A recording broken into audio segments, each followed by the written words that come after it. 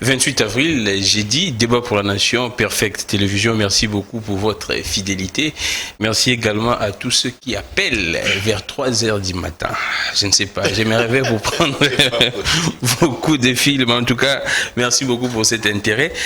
Nous serons aujourd'hui avec nos invités comme toujours.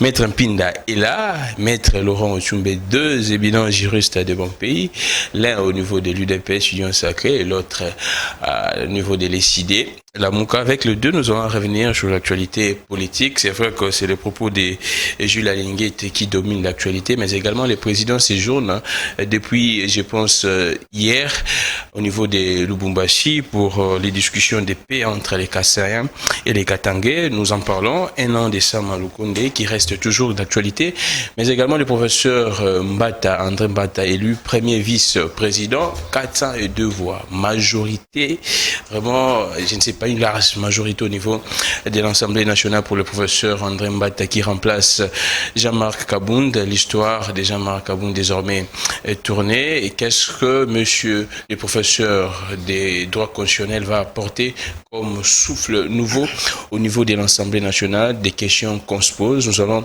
parler de ça. Il doit quitter ses fonctions comme président de la commission PAJ au niveau de l'Assemblée nationale. Nous allons parler de ça. Quels pourraient être les changements qui pourraient intervenir, soit la personne qui pourrait remplacer monsieur André Mbata à la tête de cette commission PAJ.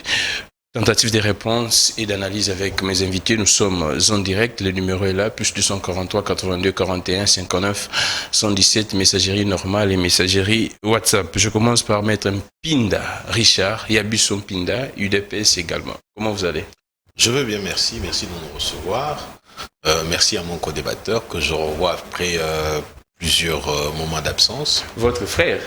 Oui, c'est mon ami et frère, tout ça. Donc, ça fait plaisir de le revoir sur ces débats et je pense que ça permettra à ce que nous puissions éclairer l'opinion sur certaines questions. J'insiste, comme je l'ai toujours dit, après moi, bien sûr, je le présenterai comme candidat président de la République en lieu et place des Fayoulou et des Mozito. Donc, il n'y a pas de souci. Merci beaucoup, Maître Richard Mpinda. Comment évolue la UDPS? Selon les informations, on a essayé un peu de sursoir. Cette appellation des communicateurs de l'UDPS évolue. Comment on doit vous identifier, vous répertorier? Qu'est-ce qui se passe? Voilà d'abord ce qui se passe. Vous savez, on peut suspendre une structure qui existe déjà au sein de l'UDPS. OK? Mais dans les cas d'espèce, il n'y a pas de structure communicateur de l'UDPS qui existe. C'est-à-dire que c'est donc du c'est vent. votre propre créativité, votre vocation? C'est du vent. C'est du vent? C'est du vent. Là, vous vous adressez à Kabouya. Je vous dis que c'est du vent. Nous avons essayé plus d'une fois d'organiser la communication au sein de l'UDPS. OK? Voilà la réponse qui a été donnée. Allons-y. Par le secrétaire national, le porte-parole de l'UDPS. Qui? Attends, il y en a bossé un comme Oh, vous oubliez? tout comme on dit, ah, mais non, allons-y. Attends, mais il faut que j'accorde de l'intérêt à ça d'abord. Il faut qu'on se le dise. Nous l'avons vu plus d'une fois. C'est-à-dire que moi, les Kabassé, les amis Félix Kayembe, Russell, consorts, nous les avons vus. C'est-à-dire au siège même du parti. Nous avons même rédigé des mémos envoyés au secrétaire général pour éventuellement organiser la communication du parti. OK? Et rien n'a donné. Et qu'est-ce qui a été dit? Qu'est-ce qui a été dit? Voilà la suite qu'il a dit. L'UDPS est déjà organisée. C'est-à-dire que l'UDPS a déjà sa structure de communication. C'est-à-dire que ça commence lorsque l'information vient de la structure dirigeante, on relaye jusqu'à la base. C'est-à-dire que ça passe par les fédéraux, ça passe par les sections jusqu'aux cellules. OK? Ouais. Si vous voulez, donc tout Congolais comme d'habitude, l'UDPS d'ailleurs, celui qui veut au nom du parti, veut vendre l'image du parti, qu'il est membre du parti, ils peuvent faire cet exercice-là. C'est-à-dire qu'aller communiquer. OK? N'attendez rien du parti. Ça, c'est ce qui a été dit par le porte-parole du parti. Comme on est au bout, on a abonné. Ah! Ça viendra. Merci non, beaucoup. Non, je voudrais dire. Je suis quand même. Alors, aujourd'hui, on ne peut pas dire qu'on suspend une structure qui n'existe pas au parti. Ah, d'accord. OK? Nous sommes communicateurs. Retenez bien. Tous ceux qui communiquent au nom du parti le communiquent librement. C'est une décision unilatérale qui vient d'eux-mêmes et c'est au nom du parti qu'ils le font. Ok? Ça, c'est d'abord un fait. Ils ne reçoivent ni un centime du parti. Ok? Ils ne reçoivent même pas les informations qu'il faut. Bon, certaines personnes le reçoivent peut-être, mais nous autres ici, non, pas du tout. Vous vous sentez humilié avec ça? Quoi? Que je me sens humilié? Attends, sorte comment est-ce que je peux me sentir un peu parti, parce non, que pas là, du tout. Là, N'amène vous pas. vous présentez Si, comme quand vous posez pareille question, de l'UDPS, quand vous présentez, on doit vous identifier. Quand vous posez pareille question, ok, vous donnez l'impression que je devrais. Mais non, non, non. Vous savez, lorsque vous défendez quelque chose par conviction, ok, les avis et considérations de ceux qui vous combattent ou ceux qui doivent vous combattre, ok, n'ont pas d'importance. Merci beaucoup. Parce que vous êtes convaincu et vous savez ce que vous poursuivez. C'est le cas ici. Retenez ce que je vous dis. Okay? L'UDPS n'a pas de structure qu'on appelle communication ou communicateur. Comment l'UDPS peut communiquer, suspendre une structure qui n'existe pas? Merci beaucoup, Maître Richard Mpinda. Alors, Maître Laurent Tchumbe, vous êtes décidé et comment vous allez? En forme? Bon, je vais très bien en ce qui concerne la santé personnelle. Mais d'abord, je tenais à vous remercier encore une fois pour votre invitation. Et je salue mon confrère et frère, comme il a souligné, Maître Mpinda, avec qui quand nous échangeons, les échanges ont toujours été policiers. Donc, j'ai toujours été ravi d'interagir avec lui. Peu importe nos différences en politique, mais nous faisons un effort d'argumenter, de donner le meilleur de nous-mêmes pour l'avancement de notre pays. Cela étant dit, je tenais à saluer le millier de combattants de l'ECD et particulièrement ceux qui ont été sérieusement brutalisés, parce que vous savez que, exactement, vous savez que nous avions fait un sit-in devant l'Assemblée nationale qui était en train d'examiner le projet de loi relatif à la loi électorale, exactement. Alors, face à cette manifestation pacifique, la police ne s'est pas limitée à disperser les manifestants, mais elle les a poursuivis jusqu'au siège de notre parti SID, jusqu'à l'intérieur des locaux, et en tirant à balles réelles et en blessant sérieusement beaucoup de nos militants qui sont aujourd'hui au camp Kokolo et ailleurs. J'en appelle donc la justice de notre pays, si nous avons encore la volonté de développer, de donner le sentiment d'appartenir à une nation, à ce que les sanctions sévères soient prises à l'égard de ces policiers. Vous avez porté plainte contre les policiers? Oui, nous avions porté plainte contre les policiers parce que ce sont les policiers qui ont exécuté cette mission-là. Alors, quitte aux policiers de dire s'ils ont reçu l'ordre d'une autorité quelconque, mais nous, à ce qui nous concerne, nous avions documenté ces crimes-là parce qu'il y a des images qui circulent. Ce sont des crimes. Ce sont des crimes qui ont été commis au siège de l'ECD. Je vous dis, il y a des blessés graves. Des gens qui ont fait des hémorragies où vous n'avez pas des yeux sensibles pour regarder. La cheville fracturée sérieusement. Alors, nous avions mis encore une fois notre justice à l'épreuve. Parce que ça ne pourra servir à rien que nous ayons combattu la Kabylie qui appliquait les mêmes méthodes et que nous soyons aujourd'hui avec un régime qui a comme slogan phare l'état de droit et que nous voyons des citoyens être malmenés, être violentés, être violés, que nous voyons les bureaux du parti présidentiel être saccagés, les documents sensibles emportés. Les bureaux du parti présidentiel? Oui, mais jusqu'à la preuve du contraire, c'est Martin Fayulu qui a été élu président de la République. Donc son parti ne peut qu'être désigné parti présidentiel. Alors, c'est ce que j'étais en train de dire tout à l'heure. Nous demandons à ce que les enquêtes sérieuses soient ouvertes à la suite de cette plainte que nous avions dit déposer et que la justice, qui est mise à l'épreuve, prenne effectivement des mesures à ce que la population soit rassurée que le slogan-là a un semblant d'être réel, bien que nous savons qu'au finish, il y aura des meneurs qui vont intervenir, que ces policiers, comme toujours, vont demeurer dans l'impunité aux grandes dames de notre combat politique et qui s'inscrit dans la logique d'une vie démocratique dans notre pays. Merci beaucoup, Maître Laurent Otchumbe. Maître Laurent Otchumbe dit que le parti présidentiel. Ici, en République démocratique du Congo, on identifie la police par rapport à un régime. Donc, c'est les policiers du régime de Martin Fayulu qui ont attaqué les sièges de Martin Fayulu. Bon, j'aime cette forme d'ironie. Vous savez que Martin Fayulu n'a pas l'impérium. Il a gagné les élections, certes, mais à la faveur de le fameux accord de Kingakati, le pouvoir est géré par M. Tshisekedi Tshilombo. Donc, vous savez bien, en termes d'élection, il a été élu, mais il n'exerce pas malheureusement le pouvoir. Merci beaucoup, Maître Laurent. Jusqu'à présent. C'était juste pour vous taquiner. Je prends Maître Pinda. On prend vite les propos de Jules Alinguete aux États-Unis, à Houston. Mais ça, en tout cas, c'est vrai que Jules Alinguete a fait une mise au point. Et Jules Alinguete s'excuse à la fin pour des compatriotes qui se sont toujours sentis lésés. Et concernant ses propos, il s'excuse. Mais du moins, il y a certains qui persistent pour porter plainte. Jules Alinguete. Selon les informations, plusieurs structures aujourd'hui vont porter plainte contre Jules Alinguete. Certains demandent même sa démission. Mais pourquoi porter plainte contre Jules Alinguete? Pourquoi? Il n'y a pas une... Avant d'y arriver, soyons quand même sérieux. Donc, avant d'y arriver, je voudrais éclairer un peu l'opinion par rapport à ce que venait de dire tout à l'heure mon co-débatteur, pour qui j'ai beaucoup d'égards. Donc, beaucoup de respect d'ailleurs, que je pense... présenté comme candidat président de la République, je ne cesserai de le dire. Alors, ici, je voudrais dire les idées. Vous savez, il vous a mis en difficulté dans cette contradiction, prétendre qu'on est président de la République, ainsi de suite. Je voudrais ici attirer l'attention de l'opinion sur un fait. Vous savez, Martin Fayulu, pendant l'examen de la loi électorale, de la proposition de la loi électorale, ils font un sitting devant l'Assemblée nationale. Oui, prenons ça comme ça. Pourquoi? Parce qu'ils ne sont pas contents avec la proposition de la loi ou parce qu'ils ne sont pas contents de l'examen de la loi? Parce que ces projets, cette proposition de loi porte l'enchantement de Martin Fayulu. Vous vous souviendrez que... J'ai très fait des consultations. Exactement.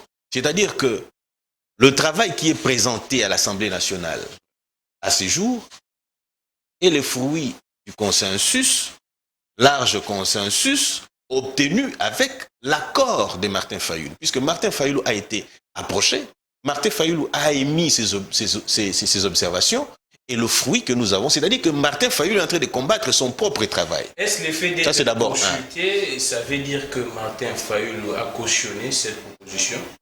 C'est différent. Bien sûr, attention, vous êtes consulté. Il y a des conclusions qui sont prises. Ok?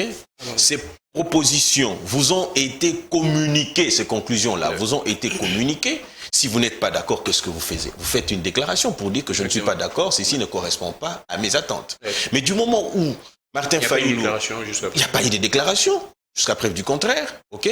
À cette époque-là, le travail a évolué, le travail a reçu l'enchantement. Je peux même encore accepter le comportement du FCC, malgré contradictoire, mais ils n'ont pas pris part à cela, ok? Mais aujourd'hui, nos amis de l'ECD ne pouvaient en aucun cas venir se contredire. Ça démontre une certaine instabilité dans le chef de Martin Fayulu, qui, vous savez, quand on parle de la constance, ce n'est pas le fait de se retrouver ici, aujourd'hui à l'UDPS, demain à l'ECD, et chez Palou par de suite, non pas du tout. C'est-à-dire que vous êtes fidèle à vos déclarations, vous êtes fidèle à votre vision, vous êtes fidèle à votre philosophie. La démarche entreprise consistait à faire quoi? À trouver un consensus. Le consensus a été trouvé. Ok? Quand on évolue, ok, on se rend compte que ce consensus qui a été trouvé doit être coulé en forme de loi. Mais voilà là l'occasion, Martin Fayulu a encore l'occasion au sein de l'hémicycle pour éventuellement faire des propositions pour que la chose évolue. J'en viens à la déclaration de Jules Alinguete. Il y a des gens qui pensent qu'il faut porter plainte. Pourquoi? Parce qu'il a dit qu'en République démocratique du Congo, il n'y a pas de guerre. A-t-il menti? Soyons sérieux. Ok? Soyons sérieux. Mon cher ami, n'est-ce pas au Sankourou qu'on a trouvé les gens se donner des coups? N'est-ce pas qu'au Sankourou, plutôt au Kasaï, dans les Kananga, je crois, entre la frontière Kananga et Chikapa, il y a eu des gens qui se sont donnés aussi des coups. Des groupes tribalo-ethniques, ok, qui se sont donnés des coups pour éventuellement réclamer soit une question des terres, ainsi de suite, tout ça. Lorsqu'on parle d'une guerre, il s'agit, d'ailleurs, pour que l'on soit dans un état de guerre ou que l'on soit en guerre, il y a une procédure. Il faut que cela passe par l'Assemblée nationale et que l'Assemblée nationale, le Conseil supérieur militaire, siège sur cette question-là et que l'on puisse faire une déclaration de guerre. Nous ne sommes pas en guerre. Ça voudrait dire quoi? Au-delà de ça, nous devons être en face d'un État avec lequel nous livrons cette guerre-là. La République démocratique du Congo, aujourd'hui, officiellement, est en guerre avec quel État? Vous savez que la République démocratique du Congo a reconnu les ADF comme les terroristes. Tout à fait. Et la République démocratique du Congo, le gouvernement congolais fait face à ces terroristes. Tout à fait. C'est le terrorisme. Tout à fait. Et en sciences politiques, en tout cas, le terrorisme, c'est une guerre asymétrique. Quand la République reconnaît les terroristes, c'est-à-dire que nous sommes en guerre asymétrique avec ces gens-là. Vous savez, nous devons respecter les arts de chaque spécialité. Allons-y. Ok? Où nous sommes rendus aujourd'hui, nous disons qu'il est défini au terme de la Constitution de la République, au terme de certains autres aussi lexiques qui définissent la guerre comme étant l'affrontement des armées de plusieurs États. Quelle est l'armée? Pourquoi on parle de la rébellion? Vous pensez quand il y a rébellion, il n'y a pas de guerre, il n'y a pas de crépitement de d'armes. Mais la science évolue, non? Pardon? La science évolue, mais non, on évolue. Je suis d'accord sur le principe. Alors, mais dites-moi quand il y a rébellion. Il n'y a pas crépitement d'armes. Puisque quand on parle de crépitement d'armes, ça peut revêtir la forme que ça revêt. Ok? Mais ici, la guerre dont question, que l'on devrait avoir en République démocratique du Congo, aurait été contre un État. Mais ce qui n'est pas le cas. Est-ce que Gilles Alinguetti a menti en disant qu'il y a des groupes armés? Ok? Moi, je ne voudrais même pas qu'on s'attarde là-dessus. Qu'on aille à l'essentiel. L'essentiel, c'est quoi? Allons-y. L'essentiel, c'est l'image négative que l'Occident vend de la République, plutôt, de l'Afrique. Ah, d'accord. On nous fait passer pour des pays instables. On nous fait passer pour des pays qui ne sont pas à même de... Est-ce que vous pouvez imaginer que certains Blancs, lorsque vous êtes en Occident, ils ne peuvent pas imaginer que vous pouvez être tel que vous êtes là, aussi habillé, en calme, tel que vous êtes là, et que vous avez aussi un téléphone moderne tel quel. Ok? On nous croit encore habillés en raffia. On nous croit encore que nos mamans ne portent pas de soutien, ils ont des histoires pour juste tenir leur poitrine, ainsi de suite, tout ça. Ok? L'image, lorsque vous êtes en Occident, on vous montre encore l'image des bicoques. Ok? On vous voit encore il y a pas longtemps, Kobe Bryant. Il devait venir en République démocratique du Congo avec Mutombo Dikembe. Ok? Mais lorsqu'ils sont passés, excusez-moi, à l'époque, ils sont passés en Afrique du Sud. Ok? Il a dit mais non. Ok? Lorsqu'il voit les images que l'on montre en Afrique du Sud de l'Afrique, il dit mais non, ce n'est pas ça la conception de ce que vous... J'ai une dame, Angèle Kazadi, ok, qui elle, ok, elle est enseignante en Grande-Bretagne, ok. Lorsqu'elle devait parler de la République démocratique du Congo, elle avait des larmes aux yeux. Pourquoi? Parce que l'Occident, ok, pour ne pas mettre les investisseurs en confiance, ils vous vendent une image négative. Pourquoi? Parce qu'on doit nous maintenir tel quel, que les investisseurs ne viennent pas. Alors Gilles Alinguetti, il va présenter une image positive pour dire que non, nous évoluons. Ok? Mais pourquoi on doit initier une plainte contre lui? C'est cela le problème. Merci beaucoup, Maître Richard Mpinda. S'il vous plaît, fille à Lungel, on m'écrit que le son n'est pas bon, je ne sais pas. On prend Maître Laurent Tchoumbé. Vous, quelle lecture faites-vous? Étant que juriste, il n'y a pas d'effet infractionnel dans ce qu'a dit Jules Alinguetti, parce que là, j'ai vu beaucoup de gens, beaucoup de structures en tout cas, tenter un peu de porter plainte contre Jules Alinguetti, d'annoncer même des plaintes. C'est extrêmement grave ce que moi je viens d'entendre tout à l'heure par un communicateur du parti au pouvoir. Ça s'appelle en politique du négationnisme. Négationnisme. Exactement. Et ce sont des propos relayés par un haut cadre de l'IDPS, parce qu'Alinguetti, comme vous le savez, c'est un cadre de l'IDPS qui a été placé à la tête de l'IGF. Vous voyez le travail qu'il est en train de faire, c'est pour régler des comptes, principalement aux adversaires politiques, ce qui d'abord n'est pas normal. De deux, la diplomatie que déploie M. Tshisekedi, ça étonne tout un chacun. Au moment où nos mamans sont enterrées vivantes, les enfants sont égorgés, nous faisons face à une guerre qui dure des années, on va aller dans une conférence assez importante, dire qu'il n'y a pas de guerre au Congo. La conséquence, c'est quoi? Je veux d'abord faire un parallélisme entre ce qui se passe en Ukraine. Vous voyez la guerre qui est à l'Ukraine. La Russie a attaqué l'Ukraine. Vous voyez ce que le président Zelensky est en train de faire. Il est en train de mobiliser l'opinion internationale. La diplomatie agissante, de telle sorte que les pays amis lui viennent en aide pour repousser cette agression. Et ce président-là que j'admire beaucoup, depuis le début de la guerre, il ne s'est pas mis en costume, en cravate. C'est pour démontrer qu'il est avec le peuple. Il est en train de subir moralement ce que subit sa population. Mais ici, ce sont des officiels, c'est le parti au pouvoir à travers notre ami Pinda qui vient ici affirmer devant un plateau de télévision qu'effectivement, il n'y a pas la guerre à l'Est. Vous imaginez la souffrance des milliers de Congolais qui subissent les affres de cette guerre chaque jour, chaque nuit, et que vous le dites qu'il n'y a pas de guerre. On dit que alors, non militaires. En tout cas, soulever la population de l'Est. Mais ce sont des propos graves. À leur place, immédiatement, la cellule de communication de l'UDPS devrait présenter des excuses à l'opinion. Parce que ce messieurs-là ne peut pas, sous aucun prétexte, aller aux États-Unis. D'ailleurs, je pense que les Américains s'en sont moqués de lui, parce que les Américains sont les plus informés de ce monde. Ils ont des satellites d'observation, ils voient comment les gens meurent chaque jour. Et vous allez aux États-Unis leur dire qu'il n'y a pas de guerre au Congo, nous sommes en paix. Non. Je crois que le travail qui devait être fait, c'est plutôt celui de mobiliser la communauté internationale, dire aux Américains, comme il est parti, que nous sommes disposés à ce que les investisseurs viennent dans d'autres pays. Nous avons toute la potentialité nécessaire pour aider l'économie américaine avec nos sols et sous-sols, mais que nous sommes confrontés à un problème sérieux d'une guerre. Alors, peut-être les gens de l'UDPS font la différence entre la guerre d'agression et la guerre proprement dite. Parce que la guerre d'agression, c'est celle qui est notamment menée par un État contre un autre, comme le fait aujourd'hui la Russie en Ukraine. Mais il y a aussi des guerres internes, comme il est le cas. D'ailleurs, s'il faut ne pas avoir peur des pays voisins, qui ne sait pas que ces gens-là travaillent sous ordre des pays qui sont bien identifiés. On le sait, c'est une guerre réelle que nous vivons et je crois que c'est un gâchis. C'est du négationnisme que d'aller affirmer qu'il n'y a pas de guerre au Congo parce que nous le vivons chaque jour. Ces qui meurent ne sont pas des arbres, ne sont pas des chiens. Vous devez avoir de la compassion, de l'amour envers des milliers de Congolais qui subissent les affres de cette guerre. Donc, il n'est pas contradictoire. Non, je voudrais plutôt avoir le même temps de parole que mon co-débatteur. Alors, je suis en train de dire exactement ceci. Et si vous n'avez pas la compassion avec nos frères, ne vous étonnez pas de la sanction politique qu'on va vous infliger demain. Parce que, à l'est du pays, nos militaires, nos voyants militaires, et pourquoi on a décrété l'état de siège? Pourquoi? Dites-moi, pourquoi vous justifiez?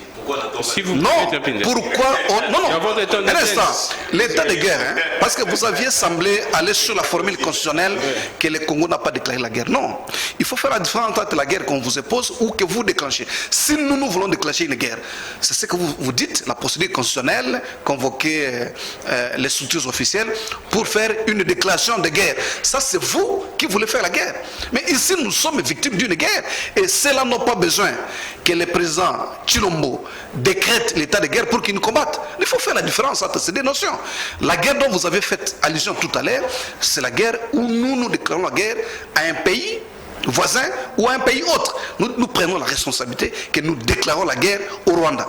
C'est là où on doit suivre la procédure telle que vous aviez évoquée. Mais ici, nous faisons face à une guerre qu'on nous impose et c'est une réalité et tout Congolais sérieux devrait communiquer dans le sens de mobiliser les pays puissants comme les États-Unis pour qu'ils nous accompagnent à éradiquer définitivement ces groupes armés, de décourager les pays voisins. Peut-être on va arriver, parce qu'il y a des consultations à Nairobi, on va arriver sur cette situation.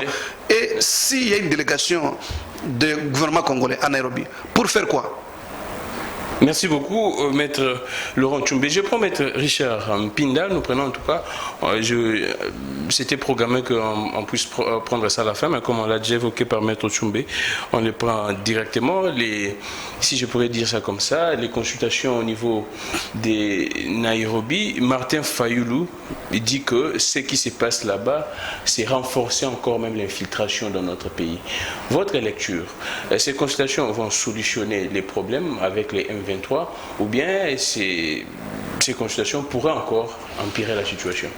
Avant d'y arriver, j'aimerais aider beaucoup co-débatteurs à ne pas être dans cette déviation. Hein. Donc vous allez vous rendre compte que la réalité elle est telle qu'elle, puisqu'il vous a évoqué tout à l'heure le cas de la Russie.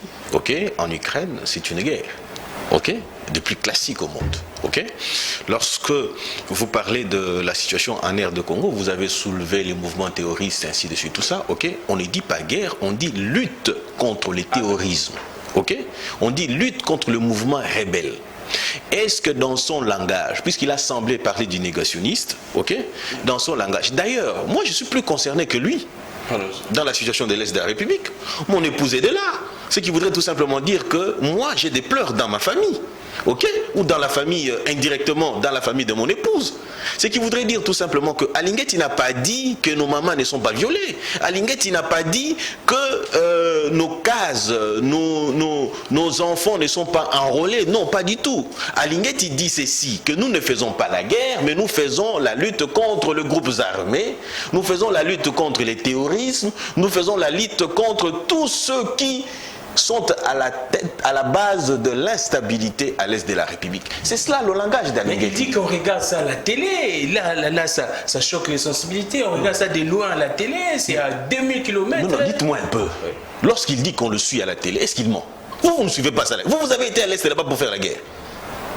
Vous avez été à l'est là-bas pour combattre les mouvements terroristes ou les groupes armés. Non. Mais vous le suivez ici, soit dans les réseaux sociaux. Ce sont les informations que nous recevons telles quelles, soit à la télévision, de l'évolution de comment ça se passe là-bas. A-t-il menti?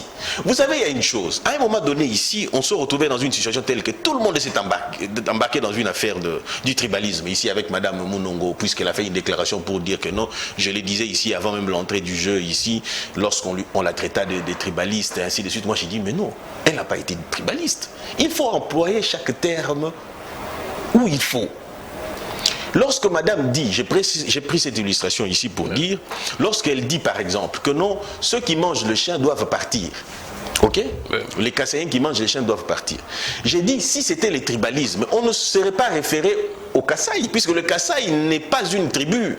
Ça c'est d'abord un. Deuxièmement, lorsqu'on dit que ceux qui mangent les chiens doivent partir, c'est-à-dire qu'on voudrait faire allusion, puisque au Kasaï, précisément chez le président de la République, où l'on dit ceci, que seuls les hommes doivent manger les chiens et non les femmes. Donc, si on doit évoluer de la sorte, on voudrait alors dire que les hommes doivent partir et laisser leurs femmes là-bas dans le truc. Donc, vous vous rendez compte que, au lieu de parler de la discrimination, puisqu'elle a été discriminatoire, on parle d'autre chose. On prend les consultations de Nairobi, mesdames. Alors, je voudrais dire une chose. Heureusement que le truc... Le langage a évolué, puisqu'on a parlé du dialogue de Nairobi, maintenant on parle des consultations. Vous conviendrez avec moi. La différence c'est quoi?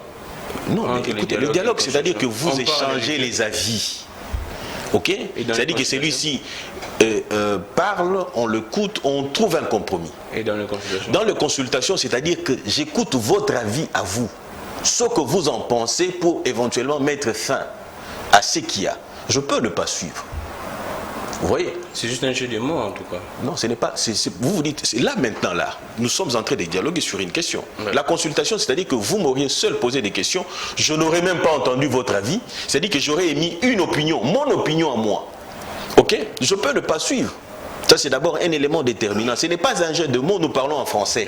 Nous ne parlons pas l'anglais. L'anglais où vous avez un mot qui peut comporter plusieurs sens. Mais ici, nous sommes précis parce que nous parlons français. Alors, je voudrais dire ici, d'abord, il faut comprendre, nous partons, si vous suivez la déclaration commune qui a été le communiqué des États de l'Afrique de l'Est, c'est un communiqué très éloquent, très précis sur ce qui se passe présentement. On vous dit premièrement qu'on les a approchés pour leur donner une dernière chance. Et il faut comprendre une chose, avant d'y aller. Avant d'y aller, il faut comprendre que ceux qui vont, précisément le M23, sont en position de faiblesse. Comment ça? Je m'explique. Premièrement, on attend l'approche de ces débats-là, pour éventuellement commencer à faire, puisqu'ils savaient que non, la République démocratique devait adhérer à la communauté des États de l'Afrique de l'Est. Qu'est-ce qu'ils font? Ils commencent à attaquer les positions de l'armée. Ok?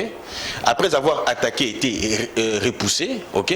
Qu'est-ce qu'ils vont faire par de suite? Ils vont déclarer par 2 fois un cessez-le-feu unilatéral. Ouais. Ok?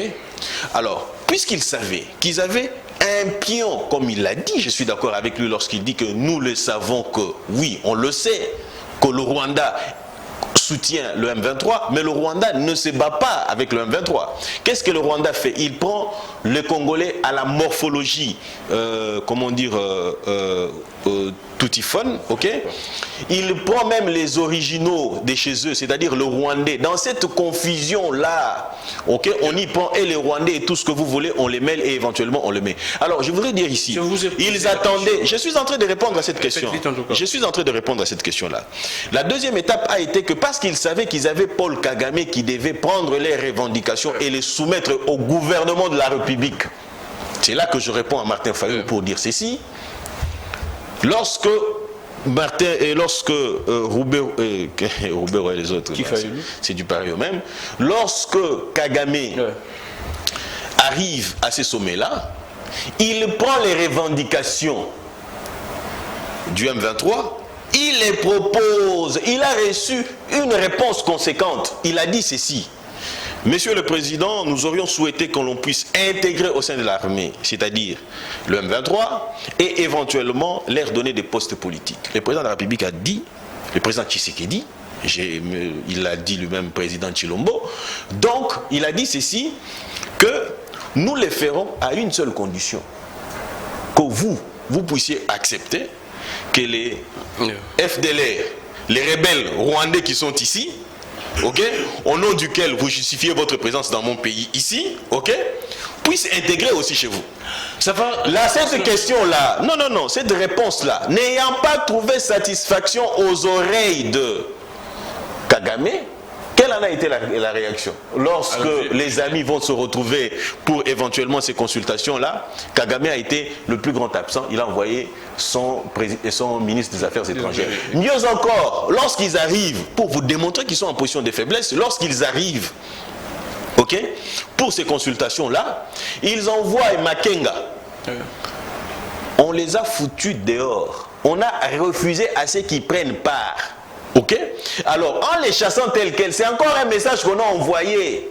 Le temps de la bêtise est dépassé.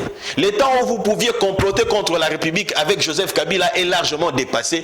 Aujourd'hui, à la tête de ces pays, nous avons d'autres personnes qui sont préoccupées sur le sort. Qu'est-ce qu'ils font en réponse? Il était sorti de lui-même ou bien... Non, là foutu dehors. Et après, quand ils sont sortis, ils sont allés attaquer le groupe, plutôt les positions, positions de FRDC. Je reviens à vous, Maître Pina. Alors, Maître Laurent Ochoubé, on parle de ça. C'est vrai qu'est-ce qu'il y a de la sincérité au sein de ces gens-là, les M23? On dit que c'est l'aile politique qui fait ces consultations, mais l'aile militaire n'est pas là. Et puis apparemment ils sont divisés en deux-mêmes, en deux groupes. Ça pose également un sérieux problème. De l'autre côté, au niveau également de ces M23, ils disent que c'est vrai, apparemment selon eux, la RDC, soit de ces pays, ne sont pas sincères. Aussi longtemps qu'ils sont en consultation, entre-temps, les FRDC continuent d'attaquer. Et également, ils reviennent avec, ils rentrent avec ces attaques. Et qu'est-ce que vous pourriez dire, la lecture? Est-ce que ça pourra aboutir ou non?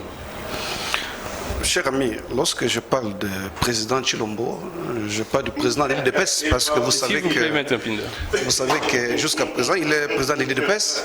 S'il vous plaît, il a tout simplement donné mandat à M. Kabounda de gérer le parti politique. Mais j'ai l'impression que vous perdez trop dans les concepts. Pourtant, comme moi, vous avez déjà foulé un jour le sol américain. Il faut être pratique. Ne vous perdez pas dans les concepts. Il semble que c'est une spécialité des Congolais de se perdre dans les concepts guerre, lutte armée, tout ça. L'important, c'est qu'il y a crépitement de balles et les gens meurent. Peu importe la définition que vous voulez donner, il y a insécurité. Donc tenez à ça. Il ne faut pas vous perdre dans les concepts inutilement, sinon vous n'allez rien faire pour ce pays. Ce qui se passe à l'Est gramique, parce que ça concerne tout et chacun. Je ne voudrais pas faire comme l'UDPS, qui aujourd'hui montre à la face du monde les faiblesses de leur combat politique. Je préfère utiliser les mots utilisés par le président élu Martin Fayulu. C'est du bricolage que fait M. Tshisekedi. C'est de la diversion. Parce que nous savons tous, unanimement, que la guerre de l'Est est alimentée par certains pays qui sont nommément connus.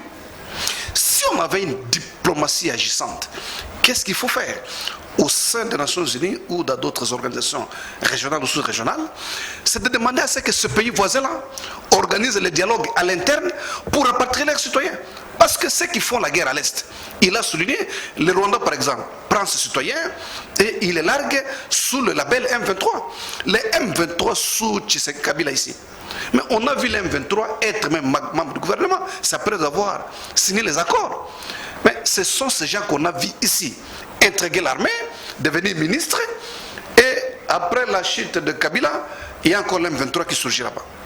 On se moque de qui? Alors, si M. Tshisekedi, qui a une faiblesse de leadership avérée, ne sait pas aujourd'hui convaincre ses homologues sous-régionaux pour que les Rwandais organisent le dialogue, pour que les Rwandais qui sont au Congo repartent là-bas, nous allons tourner à rond ce que les Kinois disent, tous à rond-point. Ces négociations n'aboutiront en rien. Tant que nous savons que ce sont des commandités. Un commandité, même si vous négociez avec lui, tant que les commanditaires restent ailleurs, il peut envoyer quelqu'un d'autre. Je veux dire quoi? Si moi je vous envoie aller récupérer l'argent quelque part, gramique, et qu'on va vous corrompre pour ne pas vous donner l'argent, mais je m'en fous si c'est mon argent, je peux envoyer une pinda, je peux envoyer quelqu'un d'autre. Vous voyez? Donc les M23, les RCD qu'on soit, ce sont des commandités. Et on les envoie. Mais ceux qui les envoient, c'est plutôt eux qui devraient négocier avec le gouvernement pour comprendre les motivations et mettre fin. Si on négocie avec les M23 aujourd'hui, peu importe ce qu'ils vont demander, on leur donne. Mais on va créer encore un autre M23 parce que l'histoire se répète. C'est comme ça que, dans une réflexion assez savante, le président élu a dit ceci. On ne peut pas recommencer le même schéma pour s'attendre aux résultats différents. Vous prenez deux téléphones, ça fait 4. Non, je vais tenter encore l'expérience. Non, si vous voulez avoir les chiffres 5, il faut ajouter un autre téléphone. Le même schéma que Kabila est passé, négocier avec les groupes armés, Félix continue avec le même schéma, on n'aboutira qu'à la même solution. Ça veut dire la persistance de la guerre. Non, mais la solution est simple. Comme il est avéré que c'est l'Ouganda et d'autres pays voisins qui soutiennent ces groupes armés, mais c'est avec ces groupes armés-là, avec les commanditaires, le pays qui arme, parce qu'en Ituri, au nord Kivu, on ne fabrique pas les armes, il n'y a pas d'industrie militaire. Toutes ces armes-là, les bases aériennes sont dans quel pays? Mais sont dans les pays voisins. Vous voyez quelque part au Congo où on fabrique les Kalachnikov, où on fabrique les obus? Non. Ces industries militaires, c'est qui les aident avec les armes, mais ils pénètrent dans les pays voisins qui les aident, qui les arment. Et ce sont ces pays-là que le débat devrait se focaliser, que de discuter avec les gens qui n'ont aucun pouvoir. Les Makenga y consortent. Ils n'ont aucun pouvoir. Il est clair, c'est un secret de polichinelle. On connaît les pays qui les arment. C'est plutôt avec ces pays-là qu'il faut discuter et les convaincre en utilisant une diplomatie agissante, comme je l'ai dit tantôt, pour qu'ils retirent l'aide militaire et on aura la paix. Ça, c'est la première solution. La deuxième solution, c'est avoir une armée forte. Et je ne voudrais pas ici décourager nos militaires. Moi, la profession m'amène souvent à l'est du pays. Ce qui se passe là-bas, je crois que c'est un peu difficile à le dire dans un média comme celui-ci. Je propose tout simplement qu'on revienne sur des solutions solides. Pas les solutions de pacotille, pas la distraction de Félix Tshisekedi qui envoie les gens qui viennent de l'étranger aller négocier. Ils ne maîtrisent rien de la situation de guerre. Des gens qui viennent. Mais nos amis, c'est comme celui qu'on a mis à la RV là-bas. On amène quelqu'un qui était, je ne sais pas quoi, à Londres ou à Paris. On vient lui confier une entreprise. Non, mais les Congolais doivent maîtriser la situation. Vous ne pouvez pas, parce que vous êtes Congolais, après avoir mangé des beefsteaks en Allemagne ou à Paris, venir ici, on vous envoie dans une mission, vous ne maîtrisez aucun agrégat sécuritaire du pays. Merci beaucoup. Alors, donc, comme je l'ai dit, c'est une solution de pacotille qui nous amènera nulle part. Et l'espoir avec Félix, il faut l'oublier. Et c'est une occasion, je pense, même à l'IDPS, il y a déjà conscience. Toute la classe politique devrait condamner ce que Félix tente de faire à l'Est parce qu'on n'aura pas la paix au rendez-vous alors que nous avons des élections qui doivent se tenir l'année prochaine. Merci beaucoup, Chumbe. Franchement, la conférence de Nairobi va accoucher une grosse souris. Là, c'est un téléspectateur qui est au niveau des Brazza, plus 242. Et j'ai craint que les exigences des groupes armés plient la main de la RDC et humilient Chilombo et UDPS pour avoir été gros donneurs des leçons. Je pourrais mettre Richard Mpinda, vous êtes de l'Union sacrée. Est-ce nous ne sommes pas en train de s'écarter du vrai problème? dans ce qui se passe à l'est du pays, est-ce que nous ne sommes pas distraits? Est-ce que nous faisons un bon diagnostic pour identifier vraiment la vraie cause? Apparemment, nous sommes en train de se consoler avec des faux diagnostics. Et quelle est votre lecture? Déjà, la question que vous me posez démontre à suffisance que vous êtes en contradiction avec vous-même. Allons-y. Non, vous ne me demandez pas, vous ne me posez pas la question de savoir comment et pourquoi. Allons-y. Non, mais voilà. Expliquez l'opinion. Non, parce mais voilà. L'opinion Voilà. pense que ce qui se passe là-bas, et ça, les mains déjà, mes solutions, c'est la raté. Apparemment, nous sommes dans des faux diagnostics. Je continue. Ouais. Est-ce que vous suivez ce que vous dites? Allons-y. Est-ce que vous-même, vous revenez sur ce que vous dites? Allons-y. Les sons est encore frais. Allons-y. Les sons de ce que vous disiez tout à l'heure ici. Oui. Vous avez conclu en disant ceci. D'ailleurs, la question que vous devriez, si mon estimé confrère et mon frère avait l'âme du Congo, il aurait rebondi sur ça. Vous avez dit ceci, vous-même, sorti de vous, pas de moi. Moi qui suis de l'UDPS, moi qui suis communicateur de l'Union Sacrée, moi qui suis président de la plateforme Yabis Mpinda, je ne l'ai pas dit, c'est sorti de vous. Allons-y. Qu'est-ce que vous avez dit? Vous avez dit ceci. Que les M23 estiment que les consultations étaient une distraction. Exactement. Ou que ce n'était pas sincère. Exactement. Pourquoi cela? Tout simplement parce que l'option de la guerre est sur terrain. Mais ça devait nous réjouir. Pourquoi? Tout simplement parce que, je vous ai dit qu'ils sont en position de faiblesse. Ils ont déclaré par 2 fois, de manière unilatérale, les cessez-le-feu. C'est-à-dire qu'ils n'ont jamais reçu l'accord de la République démocratique du Congo ou du gouvernement de la République de cesser le feu. C'est-à-dire que la campagne sur terrain continue pour la République démocratique du Congo. Qu'ils aient accepté, et aussi, ce qui démontre à suffisance que la République démocratique du Congo ne va pas pour négocier. Je ne cesse de le dire. La République démocratique du Congo va les écouter. Et mieux encore, l'option militaire qui est élevée par Tshisekedi Tshilombo est la meilleure. C'est-à-dire qu'il faut poursuivre, lutter contre ces gens-là. Mais c'est ce qui est en train d'être fait. C'est là où je suis désolé. Vous savez, quand on parle de la République, on doit prendre nos émotions, nos appartenances politiques, les mettre de côté. Pourquoi? Les efforts qui sont fournis par le président de la République en matière de formation, en matière de comment dire, on dit déjà comment, de relèvement de la capacité de nos militaires, ainsi de suite sur terrain, est manifeste. Puisque à ce jour, lorsqu'on vous parle de 22 zones autrefois territoire ou camps du M23 et consorts qui aujourd'hui sont revenus entre d'ailleurs les bastions de 22 bastions des ADF et consorts, et qu'aujourd'hui ils n'ont nulle part où aller, ils sont vers Walikale et ils sont dans une forêt là-bas où on ne sait pas, on est en train de les traquer jusque dans cette forêt-là. Ça devait en principe nous encourager, et on devait encourager nos FARDC par rapport au travail aussi considérable qu'ils sont en train de faire. Aux assises de Nairobi, qu'ils les acceptent ou pas du tout, il y a déjà une solution qui est là. Laquelle solution? Ils doivent intégrer le programme qui est mis en place.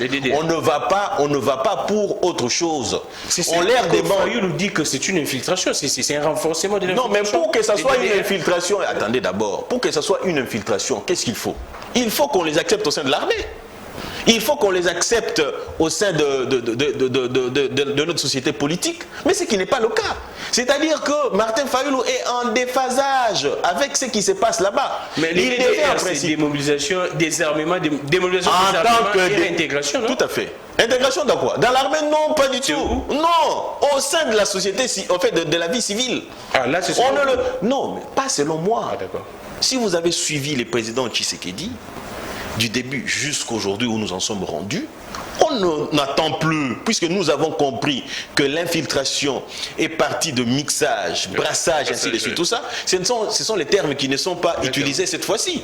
Mais depuis lors, citez-moi, non, personne n'en veut. Ok, le gouvernement n'est pas dans cette logique-là. Et raison pour laquelle j'ai dit que les présidents, qu'est-ce que j'ai dit, les présidents de l'ECD, l'honorable Fayulu, ok, il est nostalgique de l'époque où il était député et qui gérait avec Kabila. Vous voyez, donc je dis, ce sont des pratiques qui sont restées en lui, et raison pour laquelle j'ai dit, il n'évolue pas. Le temps a évolué considérablement et il devait suivre. C'est cela la difficulté en fait. Nous devons aider l'opinion à comprendre que la politique tendant au brassage, mixage au sein de l'armée n'existe plus C'est sous révolu. Tshisekedi. C'est révolu. Et mieux encore, lorsque nous sommes en Nairobi, ce n'est pas pour leur dire venez nous dire ce que vous voulez et pour que l'on puisse éventuellement intégrer. Non, c'est-à-dire que la condition est là. C'est-à-dire que vous intégrez les programmes. Ok? Ici, j'insiste. Vous savez, en droit international, il y a des langages. Lesquels langages, entre autres, lorsque Kagame est fâché, par exemple, vous vous posez la question de pourquoi Kagame est fâché. Parce que Kagame, en y allant, il a espéré que l'on puisse mixer, brasser les militaires du M23, les rebelles du M23, ok? Tshisekedi a dit, niet, si vous voulez brasser chez moi, on va brasser aussi chez vous. C'est-à-dire, on prendra les FDLR, on les brassera aussi chez vous. Comme il sait que ça les mettra à l'insécurité qu'il crée en République démocratique du Congo, ok? Il risquerait de se retrouver chez lui, qu'est-ce qu'il dit? Pas question. Mieux encore, lorsqu'ils sortent du lieu des consultations, lorsque les amis parlent des négociations et pourtant ce n'est pas le cas, il va vous dire jeu de mots, de concepts, de tout ce que vous voulez, mais chaque mot a son sens. Il faut le prendre dans le contexte. Direct, la population nous suit. Donc, rassurer la population qu'après ces consultations, la solution pour ces M23 va être trouvée. Qu'il n'y aurait plus ces histoires. Attendez un peu, attendez. Voilà ce que vous me demandez de dire. La solution, elle est déjà là. La solution, elle existe. Donc la population oublie la solution, elle existe. Lorsque vous lisez le deuxième paragraphe, ok, de la communiqué final, du communiqué plutôt final de la communauté des États de l'Afrique de l'Est, tout ça, du mini-sommet, ok, on vous dit ceci, le deuxième volet dit ceci, que si les forces œuvrant à l'est de la République ne se pliaient pas au point, c'est-à-dire arrêter de faire prendre les armes, continuer à tirer sur nos populations, et deuxièmement intégrer le programme mobilisation et c'est démobilisation et tout ce que vous voulez, désarmement et ainsi de suite, tout ça, ok? On ne peut pas désarmer une personne et lui demander d'aller dans l'armée, c'est déjà en contradiction. C'est pour dire ça. Alors si nous ne le faisons pas, ils seront considérés comme étant des forces négatives. Et qu'est-ce qui va s'en suivre? Il va s'en suivre que la sous-région va organiser, ok? Va déployer plutôt une force sous-régionale pour éventuellement les traquer. Ici, je voudrais émettre une observation. Je voudrais émettre une observation. Moi, je pense que la République, en organisant ces forces-là, puisque nous savons que le problème de la République, c'est le Rwanda, ok, nous aurions souhaité à ce que le Rwanda ne fasse pas partie. Vous ne répondez pas toujours à ma question, Maître Pinda. J'ai répondu pour dire que la population oublie cette histoire des M23. La solution est trouvée. J'ai l'impression que vous ne me suivez toujours pas. Moi, je vous suis. J'aimerais que vous ne me suivez utiliser des termes clairs pour les termes clairs sont ici que les solutions existent déjà. Que la population oublie. Non, la population ne peut pas oublier du moment où le M23 est là. C'est-à-dire que nous devons, la première solution, c'est que nous sommes en train de les traquer sur le plan militaire. La deuxième, c'est quoi? Ceux qui sont réellement, ok, ceux qui sont réellement congolais, ok, vont intégrer le programme qui est le DDR, le programme qui est mis en place pour éventuellement intégrer la vie sociale, c'est-à-dire la vie civile. Mieux encore, une autre meilleure solution pour répondre à mon ami qui dit, par exemple, qu'il relève la solution du commandité et du commanditaire. Ok, la solution ici, c'est quoi? C'est l'identification des Congolais. On sait maintenant pallier aux problèmes qui se posent à nous. Très souvent, vous vous rendrez compte que ce sont les Rwandais des morphologies nilotiques qui infiltre, ici facilement, en identifiant les Congolais, on saura réellement savoir qui est qui. Merci beaucoup, Maître Richard Pinda, Maître Laurent Ochumbe. Bonjour, eloko tosengi na Félix atika biso tomi bundela biso moko po eza sabotage makasi ya koloba na Congo. Guerre ezate mutu alobi que guerre ezate azo défendre ba ADF. Pourquoi batika komatisa biso kanda po moto oyo bazo pelisa bakoko moto oyo baza ko pelisa bakoko koboma yango te. S'il vous plaît. Je prends Maître Choum, c'est vrai que dans votre temps d'antenne, vous allez vous organiser. Mon prend vite arrivé de Félix Tshisekedi à Lubumbashi, ces consultations pour la paix et cette conférence réunissant les provinces du Grand Katanga et du Grand Kasaï. Ça a fini aujourd'hui en tout cas. Et cette conférence a commencé depuis le 22 avril, vendredi, par le Premier ministre qui vise à consolider la cohabitation entre les Kassaïens et les Katangais. Les thèmes, c'est l'exode rural face au développement des provinces. Qu'est-ce que vous pourriez dire? Je sais que je suivis en tout cas les points de vue d'Adolphe Muzito qui essayait un peu d'émettre son opinion. Mais vous pensez que cette conférence pourrait en tout cas mettre fin à ce qui se passe entre les Kassaïens et les Katangais au niveau du Grand Katanga? C'est un faux problème. C'est un déplacement indu de M. Tshisekedi. C'est un déplacement indu. Vous savez, nous sommes une république. Katanga, Kasaï, Congo central, Kinshasa, c'est le même pays. C'est le droit de tout et chacun de vivre là où il vit. Alors, il est un fait évident que, depuis un moment donné, il y a des rapports, notamment de l'UNICEF, qui a décrit la famine, pas la faim. La famine dans les Kasaï. La différence, c'est quoi entre la faim et la famine? La famine, c'est une crise alimentaire généralisée. Ah, d'accord. Dont les enfants meurent de faim. C'est-à-dire, moi, ce n'est pas que mais vous voyez des enfants de façon systématique mourir parce qu'il n'y a rien à manger. Et les gens n'ont pas les moyens pour se chercher à manger. Alors, je crois que comme dans l'histoire du monde, vous savez que la plupart des Congolais viennent du nord du Nil parce qu'il y a eu sécheresse. Donc, le problème du Congo, c'est quoi? Vous n'allez jamais empêcher les Kassaïens de quitter les Kasaï parce qu'ils n'ont pas mangé. Même s'il y a une colonne de véhicules blindés, les gens vont fuir. Quand il y a eu la guerre en Syrie, peu importe les conditions, les gens ont fui la Syrie. Donc la solution au Kasaï, c'est quoi? Ce n'est pas une conférence politique. Non. C'est de chercher des voies et moyens pour rendre cet espace linguistique viable. Aussitôt que les gens trouvent... Vous voyez, ici à Kinshasa, vous roulez comme moi, mais je vous dis, conduire à Kinshasa devient tout un calvaire. Pourquoi? Parce que nos frères que nous aimons beaucoup sont venus du Kasaï et maintenant ils font les Wewa ici à Kinshasa. Ils sont très nombreux. Mais est-ce qu'il faut les condamner? Parce qu'ils sont à la recherche, parce qu'ils sont en train de chercher comment vivre.